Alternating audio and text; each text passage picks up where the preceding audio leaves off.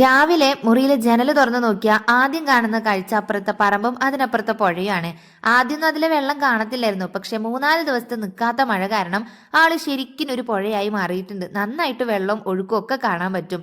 രാവിലെ തന്നെ പുറത്തിറങ്ങി നോക്കിയാൽ ഇതാണ് കാലാവസ്ഥ. രാവിലത്തെ ഈർപ്പവും തണുപ്പും മഴയും മഞ്ഞും കോടയും. ആ സമയത്ത് നല്ല ചൂടുള്ള കഞ്ഞി ചെറുപയറും തേങ്ങയൊക്കെ ഇട്ട് തന്ന് അതിനോട് കൂടെ കൂട്ടാനായിട്ട് വല്ല ഉണക്കലോ പപ്പടം പൊരിച്ചതോ സോയാബീൻ ഉണ്ടെങ്കിൽ വേറെ ഒന്നും വേണ്ട, നല്ല രസമായിരിക്കും.